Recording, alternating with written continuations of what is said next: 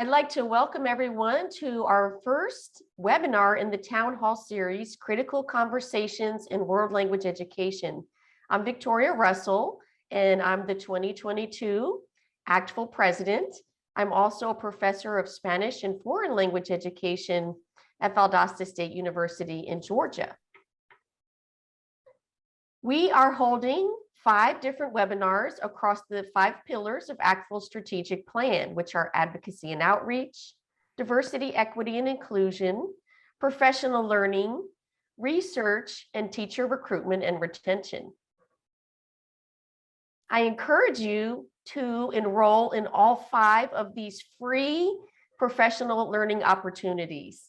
The webinars are open to both members and to non-members. So you can encourage people in your department who might not be members of ACTFL to attend these webinars.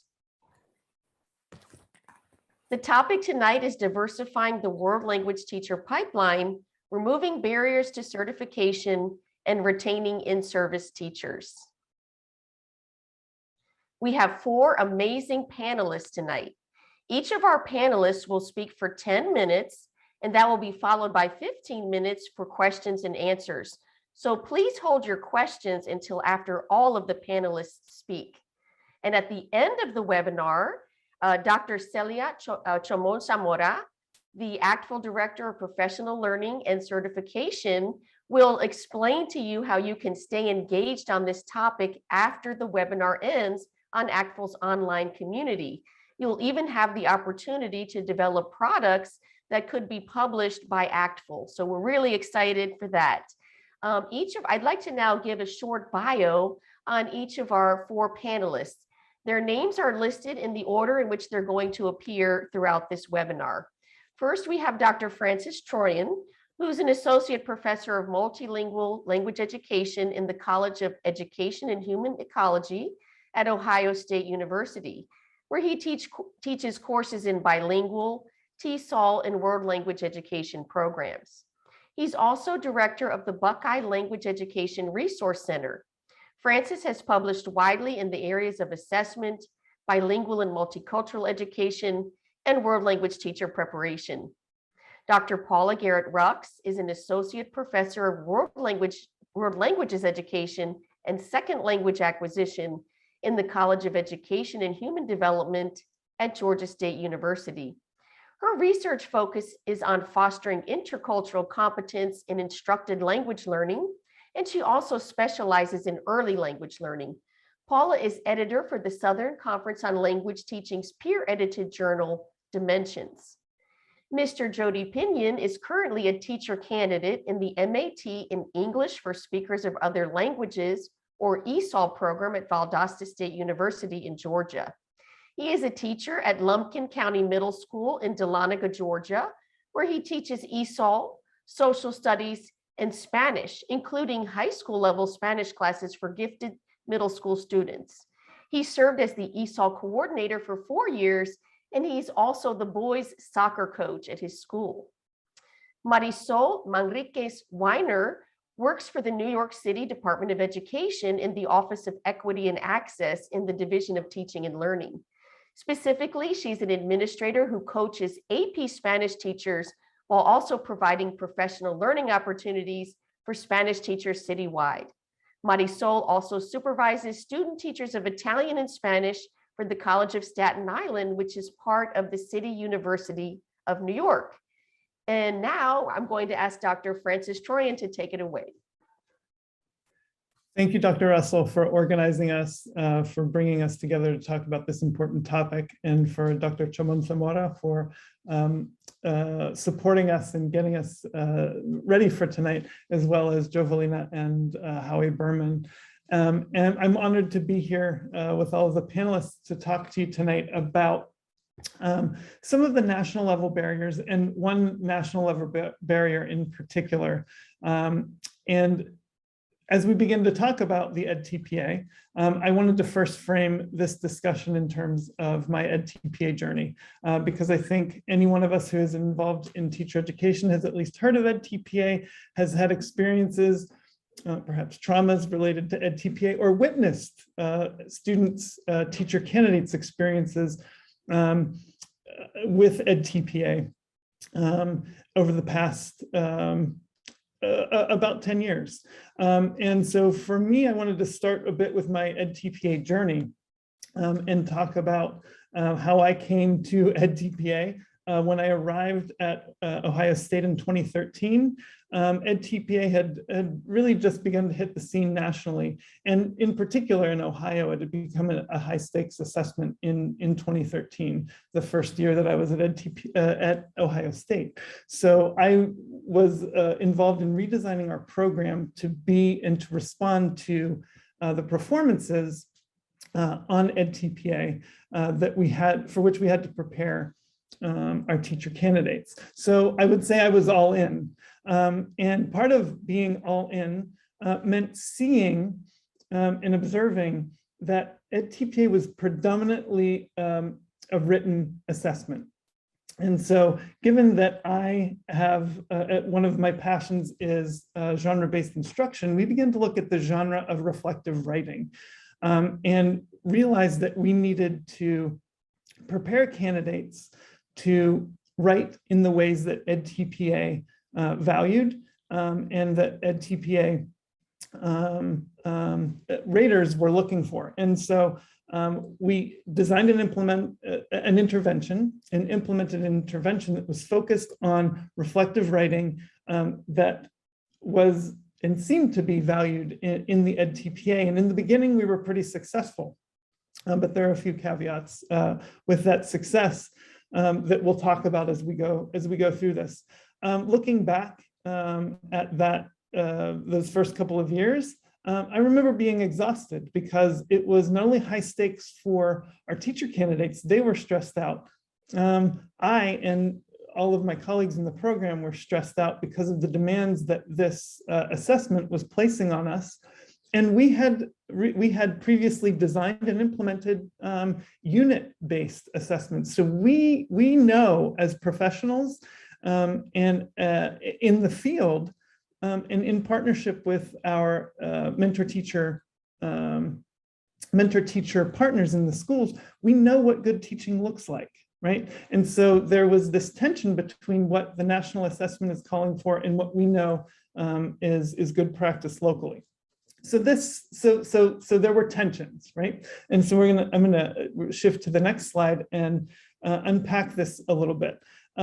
So we were all in the beginning, and then we came to the realization that, and the scholarship has begun to show that the Edtpa, as is evidenced in our experience, was very much a writing assessment. Right, and the writing demands of that assessment and the ways in which candidates need to be able to write had to be highlighted to candidates, or they were going to be less successful. Other research by Dr. Russell and Davidson Duvall highlighted some of the inequities among bilingual candidates that began to emerge. Some of those being due to the writing demands again, right? So what do the rhetorical patterns look like in the Edtpa? How do we teach candidates what they look like? And then what additional barriers does that present to bilingual candidates and candidates from who have been historically marginalized, right? And who are also first generation teacher candidates. What we also, Jourdain in their research also noted that there were lower submission rates among bilingual candidates. So among bilingual candidates in that particular study, those who completed and eventually submitted their Edtpa were lower than native speakers of English, right, or L1 speakers of English. And those who did submit had lower scores than native speakers of English. And then finally, some really interesting emerging research that Huang and Jourdain have recently presented. This was, and I'm hopeful that they'll be publishing this soon. They presented it at NECFL in February, showing the EdTPA as a common denominator in non-completion of teacher education programs. So this slide in and of itself highlights some barriers, right? The other troubling issues that we've seen, thanks to the fabulous work of Susan Hildebrandt and Pete Swanson, in their work that looked at both cohorts in 2014 and then did a comparison what happened in the 2019 cohort. There were some drops in mean scores that are concerning. Task 1 mean score dropped from 3.64 to 3.07, and task 2 mean score dropped from 3.33 to 2.82. So where are these? So what is the source of this drop? Is it candidate performance or is it something else? What is going on is really the question. And Hildebrandt and Swanson, in their 2019 article, noted that there's this an overall decrease in total scores at both the programmatic and national levels is alarming. And so it brings up a few questions that I would love for us to think about. What's happening with the scorers? Are the scorers up to date regarding world language teaching practices, right? Swanson and Hildebrandt also pointed or posed the question, what is the source of the discrepancies across the tasks on the world language EdTPA? And more recently, Pete Swanson and Victoria Russell and I have began to ask the question, who are the raters, right? And again, looking back to what Swanson and Hildebrandt and others have also pointed out, how are these raters prepared, right? So shifting to the next slide, and when I say we, Pete Swanson and Victoria Russell and I are looking at 8 candidates from a program in the Southeastern United States. And we're finding some interesting patterns that point to discrepancies between actual ratings by EdTPA raters and what we really feel as experts they should have been rated, by meticulously looking at their submissions and rating them collectively. And then comparing to what we're seeing there. And we'll be presenting these finalized results later in the year, hopefully. But it leads to that question, who are the raters and how are they prepared? We can shift to the next slide. Some other issues, I would encourage you to read a recent article in the Journal of Teacher Ed by Guillermo et al. That points to validity and reliability concerns nationwide across the board and related to the EdTPA. Issues related to lower scores for African-American candidates. And many states are stepping away from the EdTPA, New York State included, which effective yesterday is going to stop having EdTPA as a requirement for licensure, following Georgia, which in 2020 walked away from EdTPA, and Ohio. In our case, if we look at the next slide, we have local control now. We can decide as institutions what we want to do. And we've recently shifted to a unit level replacement of the EdTPA. And let's look at the last slide so I can finish up and turn it to the next presenter. I wanted to leave you with some recommendations. So I don't want to assume that everybody can walk away from EdTPA, but if you can't, there are some considerations to lighten the load. So integrate tasks across the program as much as possible. Focus on writing, make it visible what writing looks like.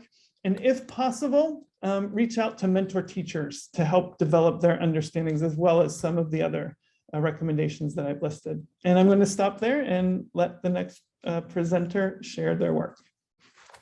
Thank you. Great, thank you so much. As a former coordinator watching students struggle with EdTPA, I can say there was much rejoicing in Georgia in 2020, among other things in 2020.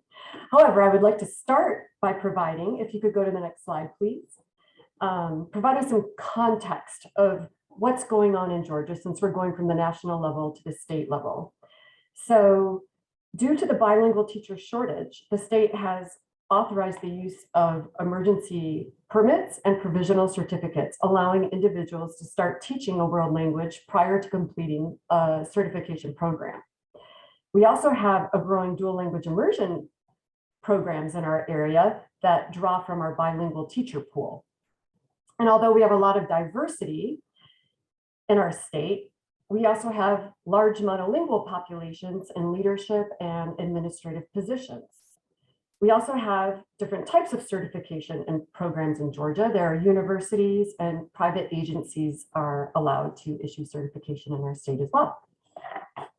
So on the next slide, in this talk, I will focus on 3 types of barriers and share some ways in which we found solutions to address them. The first, I'd like to start by addressing the vicious cycle we see happening with individuals on permits who enter the profession filled with enthusiasm, but perhaps lacking familiarity with US schools, classroom management, or student-centered teaching practices. I've heard from one of our local district coordinators that less than 10% of permitted teachers they hire stay more than 3 years. Whereas the state has provided Georgia State University our retention statistics indicating that around 90% of our graduates remain teaching past 3 years. The second issue I'd like to address is the monolingual testing standards, the first language. Oh, I'm sorry, that I see creating a dilemma for many heritage language speakers and individuals whose first language is other than English. Finally, I will discuss the lack of elementary school, second language study access in underserved communities, often with individuals from minoritized groups, as well as the need for training in culturally sustaining teaching practices and teacher preparation programs to increase interest and engagement with diverse students in language study. Here's an example of the Georgia's Professional Standards Commission and how they've decided that certain fields can be issued permits. And on the next slide, we'll look at start looking at unpacking how this vicious cycle happens. So individuals are when they're initially hired to teach without a permit, their English proficiency is assessed by the local schools if they believe that the English is sufficient enough to start teaching. However, in 3 years, on the next slide, you'll see that these teachers are required to enter a teaching certification program, which requires the GACE program admission for all content areas, similar to the basic skills praxis exam in other states.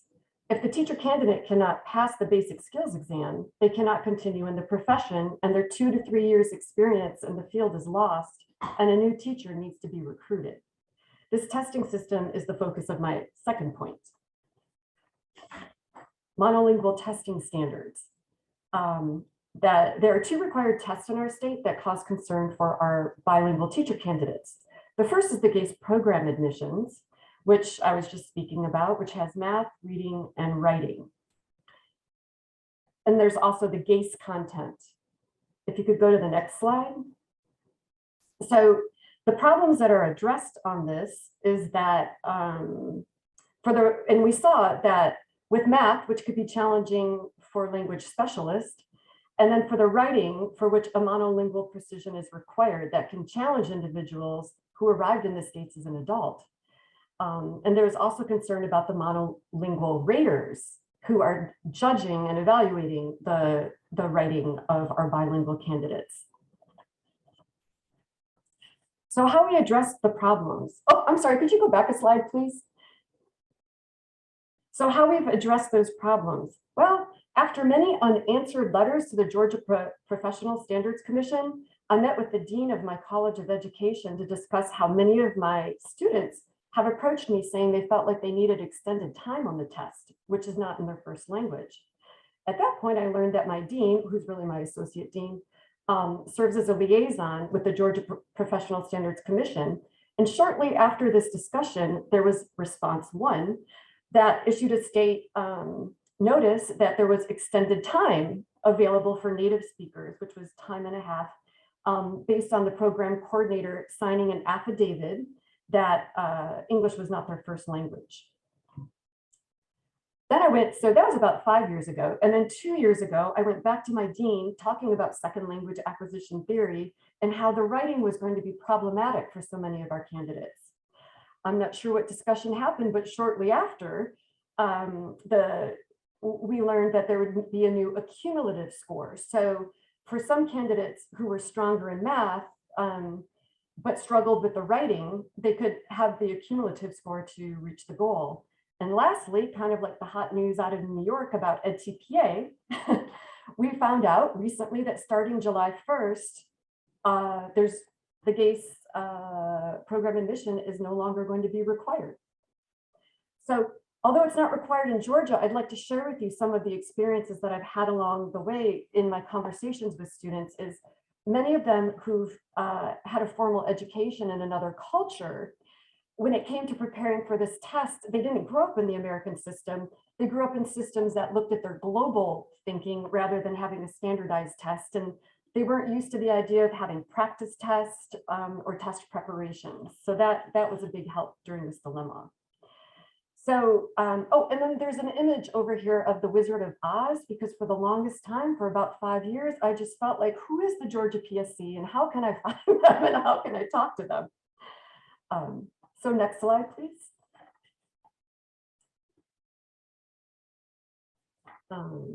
So the first I talked about was the GACE program admissions. However, it's a double-edged sword in a way that the GACE content exam can be demanding due to its monolingual standards as well on the linguistic portion. And we have many heritage speakers of a language may grow up speaking a language with a more informal variety, but they might struggle with a more standard or formal language familiarity. So this leads to what I call the heritage speaker dilemma that Maria Carrera describes on the next slide, where she describes how native speakers, as she calls them in the Dimension article, have fully formed language and probably attended high school or college in another country before they came here. And then she talks about second language speakers who are great teachers as well, but like native teachers, they don't know what the effective part is of being a heritage speaker. They haven't lived the effective parts of community and interaction with parents and identity. And then she talks about the heritage speakers who lived that experience might be better able to address the effective issues with their own students. These effective issues being questioned as a legitimate speaker or incomplete speaker of Spanish or another language, or not having a language that you can claim as your own. It's devastating when I see these students not pass English or the Spanish test. So if you could, and yet they're so needed in the field. So some of the ways in which we've started, oh, and the title of the last slide was Heritage Speakers, We Need Them. And so how have we started recruiting heritage speakers in our area? We've started looking at teacher pipelines. One of our local district coordinators had this excellent practice where they started bringing heritage speaker classes to the dual language immersion to see the younger children in the elementary schools speaking the language. And I've had the teacher of that class is in my course. She's on a permit. And she came in so excited seeing that the students were just enthralled seeing dual language immersion, and that many of these Spanish heritage speakers wanted to envision themselves one day as being a teacher. And behind the scenes, we've also worked a lot with local community colleges, technical schools to create a direct pipeline so that their 2 years are effectively counted in our 4-year bachelor's degree. So for the last slide, oh, the final point I want to address in world language study is underserved communities. For a while, I kept hearing that elementary school language instruction was considered a special. And I never really understood what this meant until I dug a little deeper and found out it meant it was a special, that it's not funded by the state, it's funded by local taxes, which are based on property value. Meaning that a lot of underserved communities don't have access to world language instruction. And on top of that, there's a fantastic article by Glenn and Wassel called Who Gets to Play, in which she reports studies about African Americans are less represented in the AP test, and how there was a great study by Pratt that investigated looking at African American students who had the same level of motivation when they first started their studies as their peers, but yet their motivation faded as they continued to study, and there was less interest in post-secondary. Why? So on the next slide, we can talk about culturally relevant and sustaining pedagogy practices to be more inclusive in our instruction, to entice more diverse learners into the field. We also talk about policy changes that are needed. Why is elementary language study unfunded in our country? And that leads to the advocacy, but I'm preaching to the choir here, I know. And that leads to advocacy at local, state, and national level for these policies. And more research is needed on student retention from underrepresented groups. So I think that's it. Thank you so much for hearing my discoveries in the state of Georgia. Hello, everyone. My name is Jody Pinion. First off, I want to thank ACTFL for allowing me to share my long journey that I've been on to become a certified world language teacher. It's been a long and extremely challenging road, but I'm so thankful that I'm finally at the end of the road, and about to become certified. A little about myself. I am a first-generation college student. I am a single parent as well. When I became a single parent, both of my parents had already passed away. So I was a single parent with no outside help, mentally, physically, or financially. I was a factory worker, and I became laid off from my job, and I had to find a new job. I became inspired to become a teacher. And so I decided to make a career change and go back to school. I started school in 2010 to become a teacher. I love learning languages and new cultures. And so I decided that I wanted to become a world language teacher.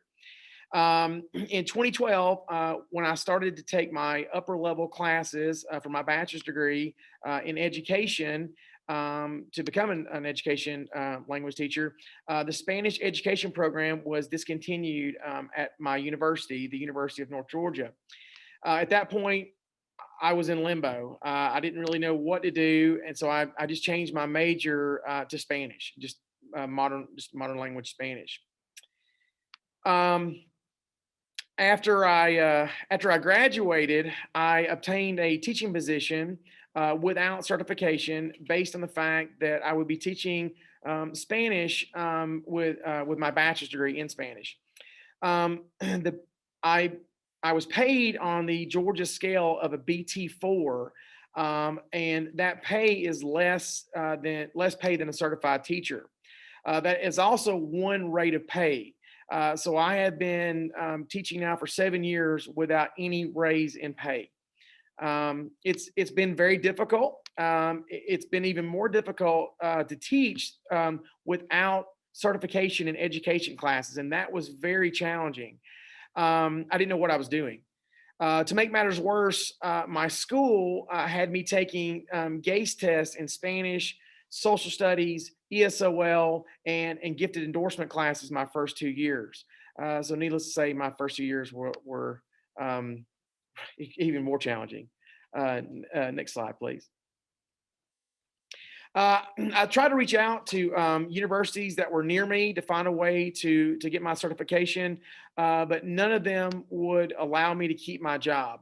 I tried reaching out to universities outside my local area in Atlanta and Athens and West Georgia, and again, I had no luck.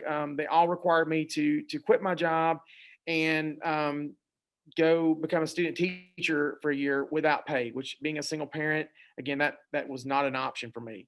I looked into the Georgia TAP program. The Georgia TAP program would allow me to keep my job and get certified. The problem with the Georgia TAP program is I could not pay for it out of pocket. It was $5,000 to $7,000, and I couldn't get a loan for a non-degree program. So that wasn't an option. I continued to teach Spanish, ESOL, and social studies at my school. I was the only ESOL teacher at my school, and I became the ESOL coordinator of my school, again, without any certification or education classes.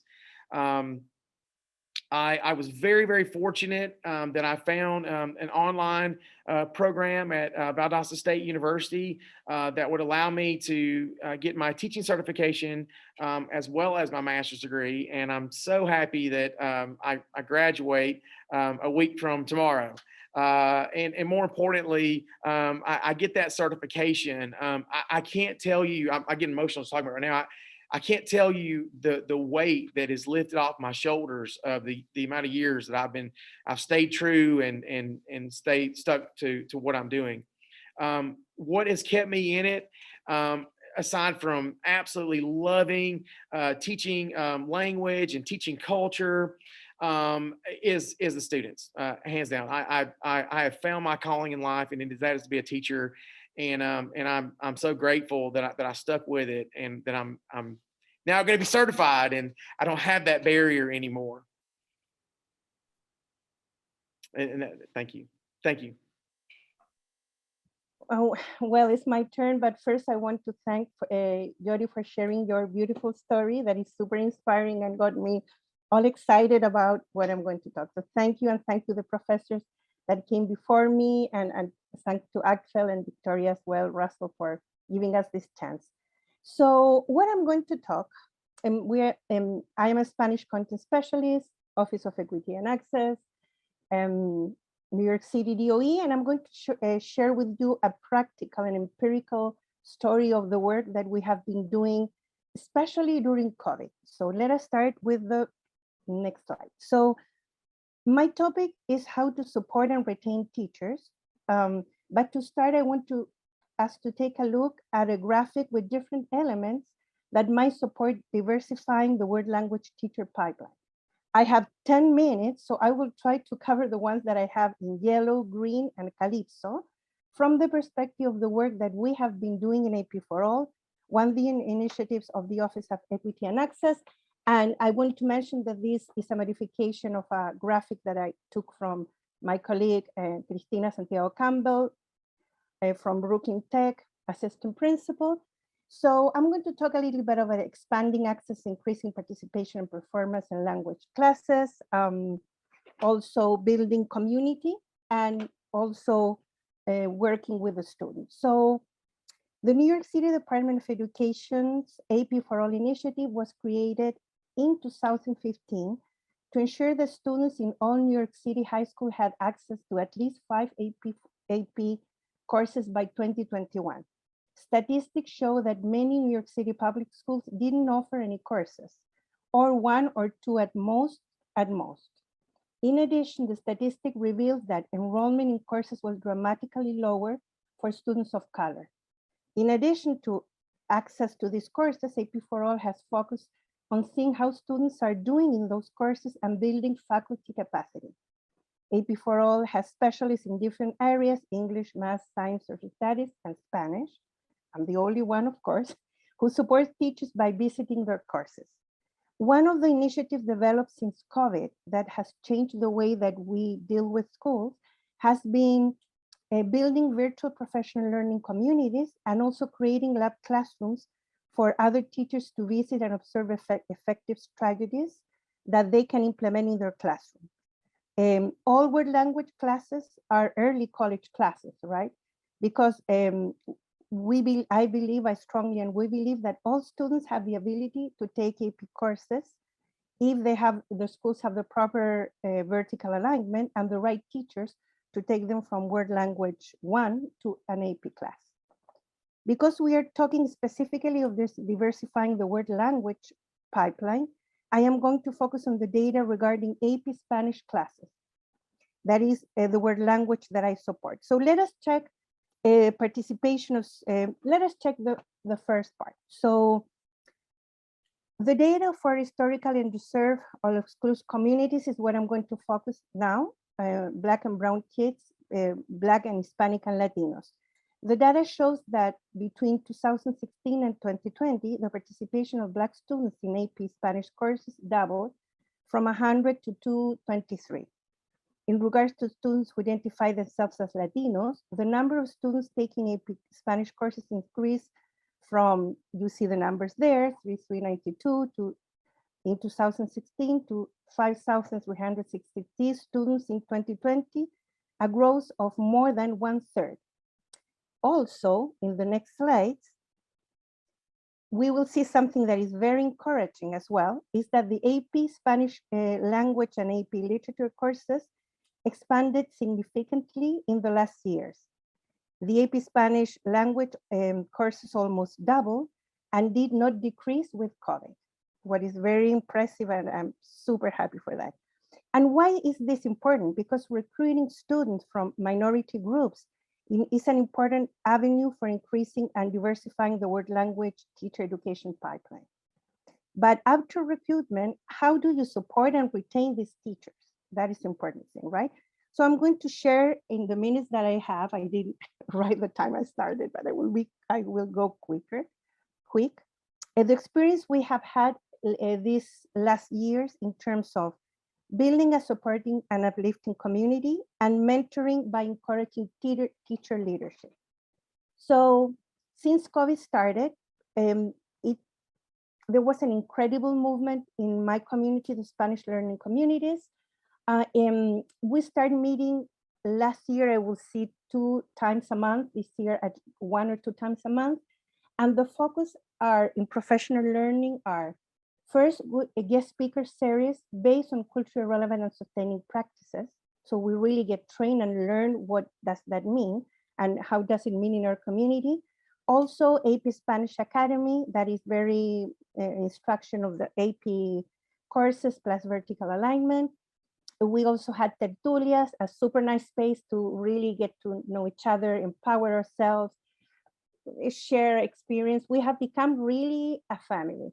And also this year, especially, we created an incredible virtual lab classroom institution protocol that is 1.5-hour session to engage in video learning to examine culturally responsive and sustaining practices based in showcasing one of the modes of communication. So let me tell you a little bit more in the next slide about 2 of the initiatives. So when we talk about professional learning, we have focused really in the topics that teachers thought that they wanted to work in as a community.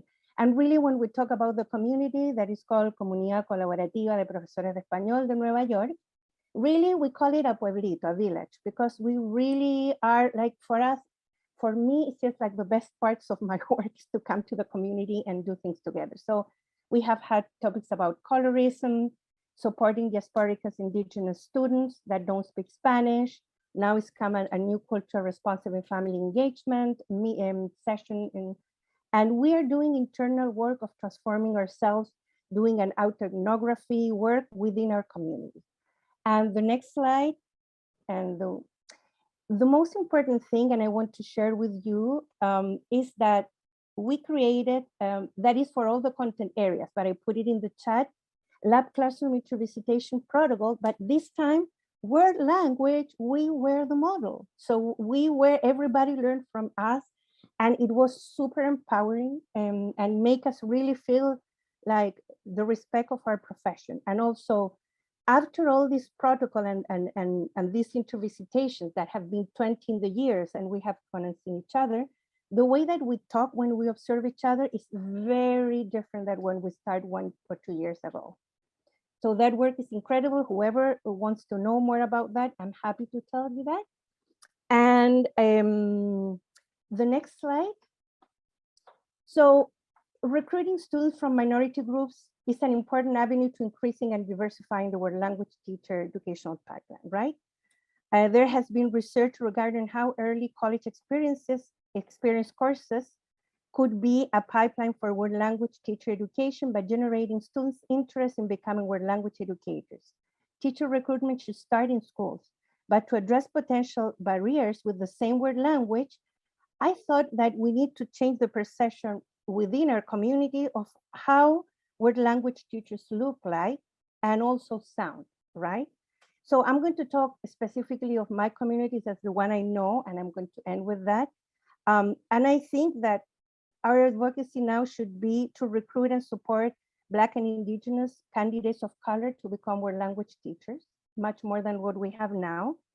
But also I wonder how we can uplift our historical and underserved communities if sometimes in our own community, we don't talk about colorism in our communities, or there's still this notion of the proper Spanish of some countries that usually are the same countries that have a more white population, and many, many other prejudices that we all have, right? So in summary, there's a lot of work to do in terms of polity and outreach, but also in regards to dismantling the biases that we as world language community have, and that's the work that we're doing with my team.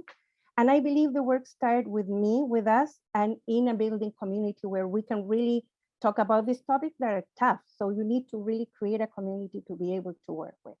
And thank you so much. I hope I didn't get what I was so long.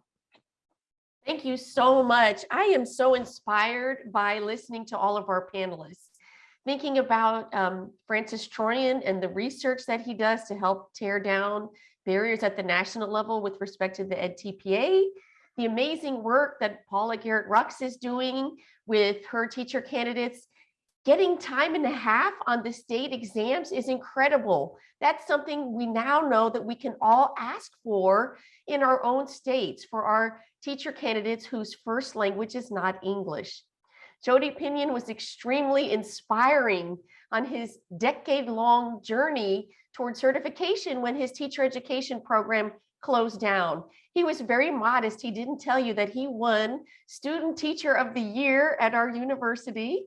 And the photograph that he had with his students in t-shirts were based on sayings, that inspirational sayings from his class, and they made t-shirts about it. So I thought that was awesome.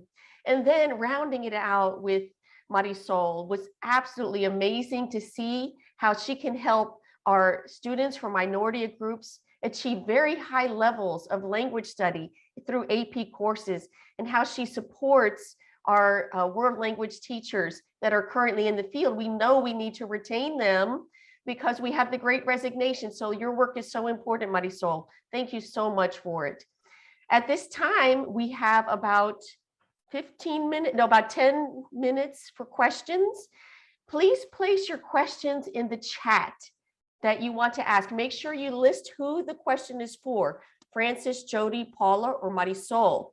And then I will field the questions to the panelists. So go ahead and put your questions in the chat now. Let's see. Okay, Ellen Hart is from the North Carolina Virtual Public School, and she's talking about some great experiences now that our students have with virtual field placement. So maybe Jody, you can talk about last semester. In all previous semesters, our teacher candidates had to do field placements, field work at every grade level, at every band level.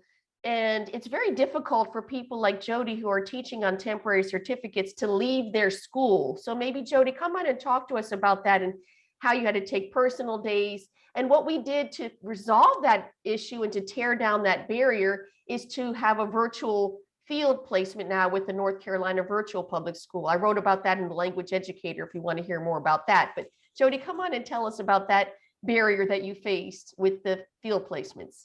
So I had to observe a teacher at elementary, middle school, and high school level, and I had to leave work to do so. Unfortunately, my school district did not see that as any type of professional development, so I had to take those days without pay. Again, I don't get paid what normal teachers get paid, so that was very financially hard to do. It was great. I don't want to, take away from the wonderful teachers that I was able to observe, and I learned so much from it, but financially it was very difficult. It was very difficult. It's great now that Valdosta at the university that I'm at has gone virtual to allow teachers that are in the same boat I'm in, next semester to be able to have the opportunity to not take it without pay and leave their job. And also we learned with the pandemic that teachers need experiences teaching online. So they're getting that valuable experience with online teaching as well. Ellen Hart's here. She is the Director of World Languages at North Carolina Virtual. So thanks so much for asking that, Ellen. I see a question here from Marisol, from Anna Cartwright. She asks, did the creation of the State Seal of Biliteracy affect your AP Spanish numbers? Thanks for your question. And I don't know, I saw before there Jill Schimmel, Senior Director of World Language of the city. And we try to work together to really improve the amount of participation in the Seal of Biliteracy. But I will say that it has been kind of the opposite somehow, that because kids have been participating in the Seal of Biliteracy, in the AP courses, the teachers have been aware of the Seal of Biliteracy. The major barrier that I see that it's not easy to do it in the schools because of the support that needs from I did it when I was a teacher for 6 years ago, and you really need to do it almost all by yourself.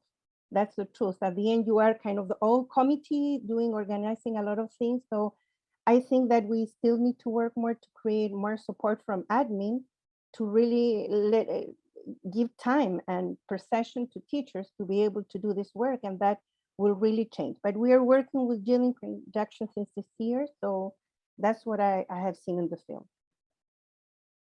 Thank you, Marisol. The next question is from Bridget Yaden. She is a former ACTFL president. Thanks for your question, Bridget. She asks, I'm wondering if any of you have thoughts, data, advice about proficiency assessments as a potential barrier for licensure and certification. So any of you can jump in if you think you can shed light on that question. I'd like to clarify, do you mean the advanced low that's required in many states for Spanish, French, for the less commonly taught languages are sometimes lower, but is that what you mean by the proficiency test? Thanks, Paula. Victoria, is it okay if I turn my mic on? Yeah, please. That could be one way to, for sure. And in Washington State, it's advanced low, but also just the assessment itself kind of being a high stakes assessment. In my state, I have students who I know really have the proficiency. I've seen it. And then when they get to the test, they get close, but they can't get there. And I think it's just maybe a psychological barrier for some students. And I have many who more lately than ever, who just aren't able to get that last hurdle through that high stakes test.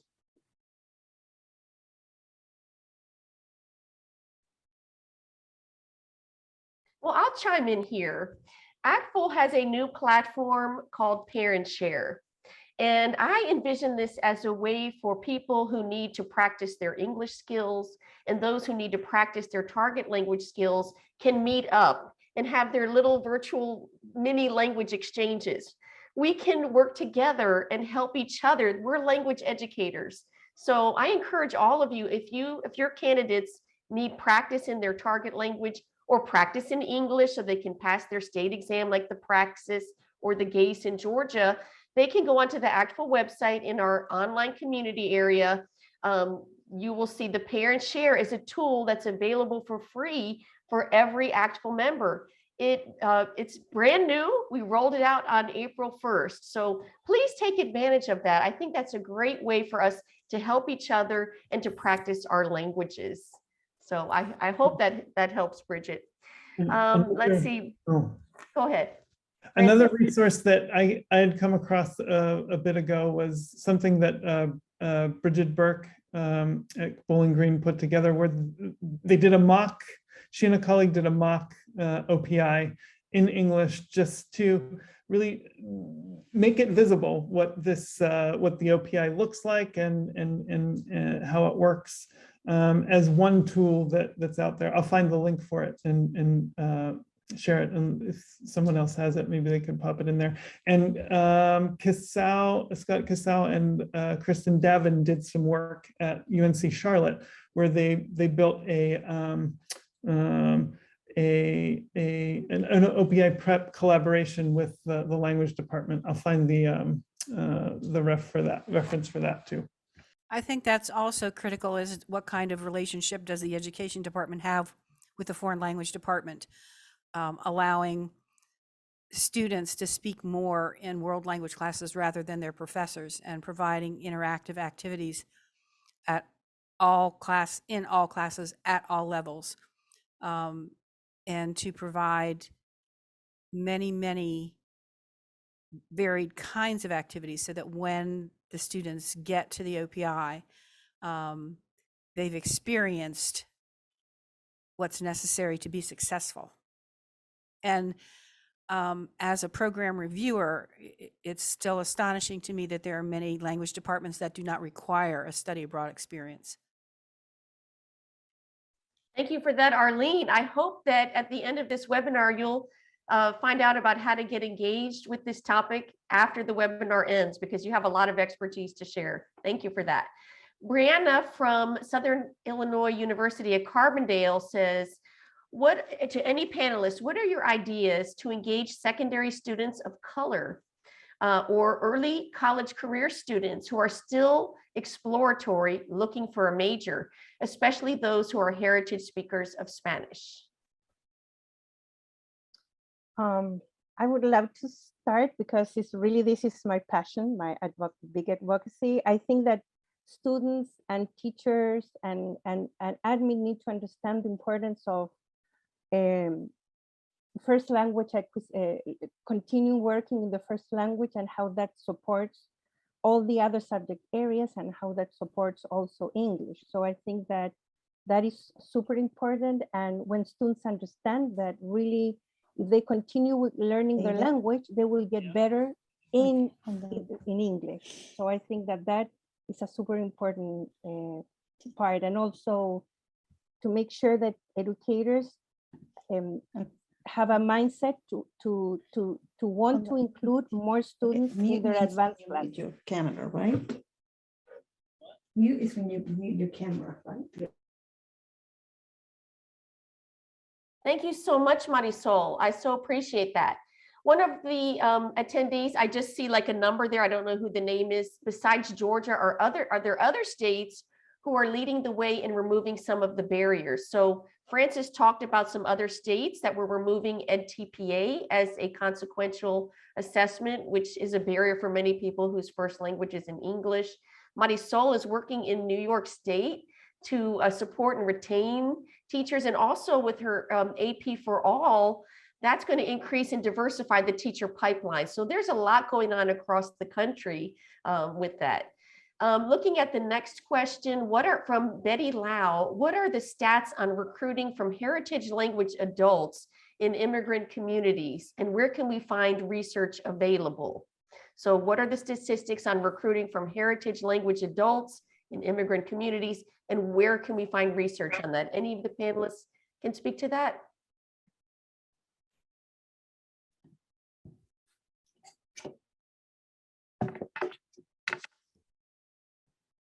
We had a special issue in Dimensions on heritage speakers, and this topic didn't come up. So I really think that's an innovative question you're asking. I can't answer it, but I can say I haven't come across it while addressing this topic.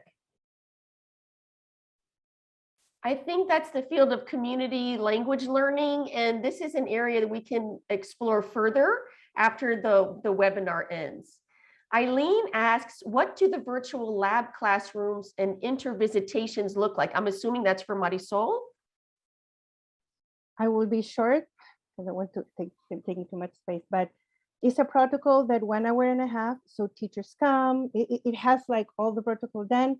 And in summary, what happens is that the teachers observe a class, a video clip of a class that is showcasing one of the New York State principles and indicators of culturally relevant and sustaining education. It's very, very structured.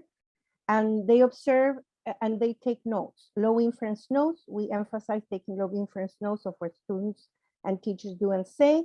And then there are 2-3 rounds. The first round, the teachers connect, they do a coding of one of the notes they took from one of the indicators that can be different from the host that is showcasing. Goes a whole round. The second round, they make connections and curiosities.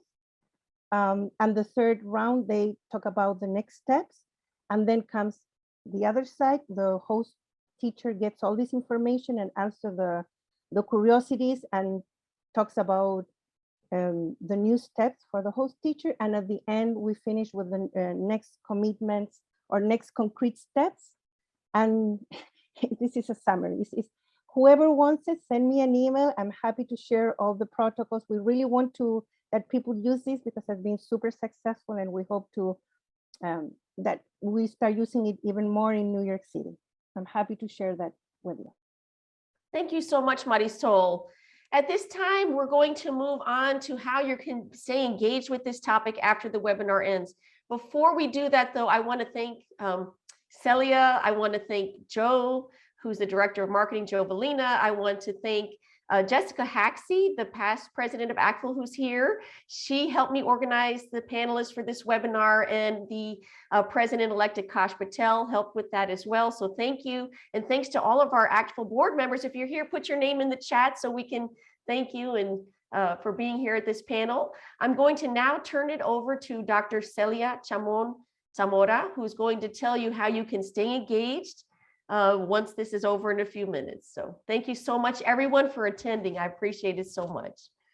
Thank you, Victoria, and thank you to our wonderful panelists, and thank you all for being here on this Thursday evening or afternoon, wherever it is that you are. So we're very excited that we can continue this conversation because definitely there was a lot of great content discussed here tonight. So we are setting up in our ACTFL community a place where you can continue this conversation. There you will find the recording of this webinar, as well as guiding questions from our panelists regarding how to continue talking about teacher recruitment and retention, as well as a closed discussion board for you to collaborate with other educators. And I will show you a few screenshots of how to be able to access this community. You do not have to be an ACTFL member in order to join. All you do need is to just register with your email address, but that is completely free. And if you have any questions, please contact our membership at membership@actfl.org. So when you go to ACTFL Central, you're going to click on the login, which is circled right there. And you visit myactfl.org/critical combos. If you're already signed in, you'll go straight to the community. If not, you can sign in by clicking the login at the upper right corner. And if you forgot your password, you can just click forgot password, and then it'll send you a way for you to be able to get a new password. Again, it's my.actfl.org/critical combos. And then this link will be put in the chat as well by our Director of Membership and Marketing. So once you're there, you're in. You will see Critical Conversations in World Education Series. There you will again have the recording of this webinar so that you can rewatch as many times as you need to, as well as some guiding questions from our panelists. And there you can also access Critical Conversations if you click on the Communities tab if you are an ACTFL member. So what does this mean?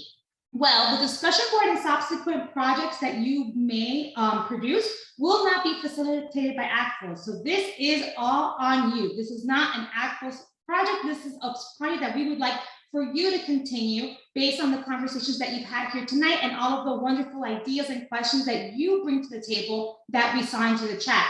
ACTFL will set up a monthly check-in meeting to kind of see how things are going, to answer any questions, to facilitate any way that we can. But we will not be involved in the logistics involving conversation, products, and any subsequent meetings that you would like to include. That will be up to you to have somebody invite you on Zoom or to just have all of the conversations in the discussion board. And any product should be finished approximately in about 3 months. But again, I will be going in there to facilitate as well as to check in to see how the project is going.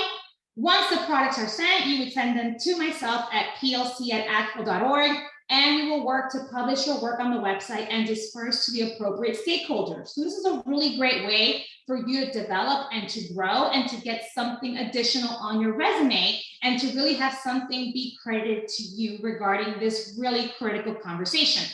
So here we put some sample products that we were thinking, but again, the sky's the limit to whatever you and the group decide that you would like to do. So one of the products that we brainstormed was create a letter template outlining alternatives for certification. and its benefits so that stakeholders in your school district and state could send them to the parties in charge. Find the most up-to-date certification requirements in your district, city, and state, identify which are problematic or may cause unnecessary barriers for candidates, and brainstorm alternatives to these. Another project could be creating recruitment materials for teachers of underrepresented communities to be used by stakeholders to bring more interested parties to the profession. These could be slide decks, handouts, videos, etc. And these could be in less commonly taught languages, indigenous communities, heritage language learners, community schools, college and university students. Or another one could be creating FAQs for potential teacher candidates whose first language is not English in order to simplify the certification process for them. And then these could all be hosted on the ACFA website. So again, really, the sky's the limit into what you could do. All of these products will help kind of guide the process for you, but these are your projects and you will be credited and they will eventually be put on the ACFA website. So again, just go to my.acfl.org/critical-combos, register and join the community, and all of the recordings and questions should be there by tomorrow. And we're very excited to see what you come up with, and thank you so much. Thank you so much for attending, everyone. I just wanted to give a shout out to the Educators Rising. A lot of people, we didn't get to all of the questions, and a lot of people were asking, how can we encourage future language teachers? With your middle school students, your high school students, your college students, they're free modules on the ACFL website. You can take your students through to help them consider a career in world language education. I'll end with that. Thank you so much to the panelists, to the ACFL staff, and everyone have a wonderful evening.